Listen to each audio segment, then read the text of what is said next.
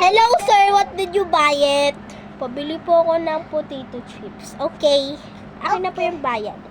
Thank you. Ito guys yung bayad niya, 3K. So yung sukli mo ay... Ito guys yung 3K ah. Ang sukli mo ay 2K. Or mga 8K. Thank you. Wait lang, kukunin ko lang yung chips mo. Baby, huwag ka na maingay para magkasahod tayo agad. At, sige na nga, mami, kahit ate mo ko.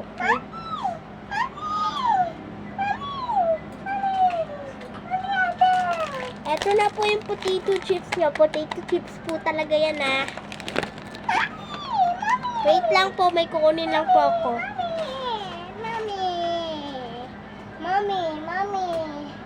Mami. Why? I'm on Sweetie.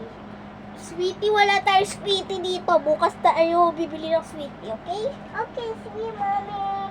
Sige na, matulog ka muna doon at hapon na. Hindi ka natulog. Okay po, boss, Mami. Sige, tulog ka na.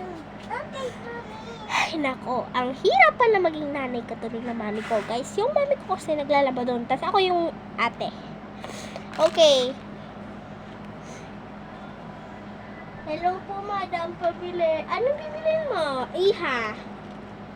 Utang po. Notebook po. Utang. Ayun ka naman ba? Di ka pa nagbabayad ng 10K yan. Pasensya na po. Kasi po, di ko na kaya na kaya. Ako po kasi magbabayad. Sige. Huwag ka na mag-alala. Pautang po cola. Rice.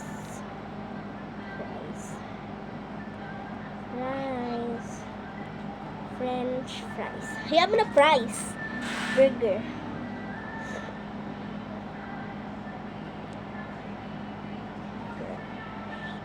Ay, iha, dun mo na lang intayin dun sa may kabilang tindahan.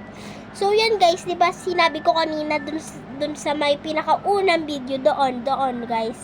Yan sa pinaka-video na yan, ay comment for part 2. Mag-comment kayo pag na-send ko na to guys.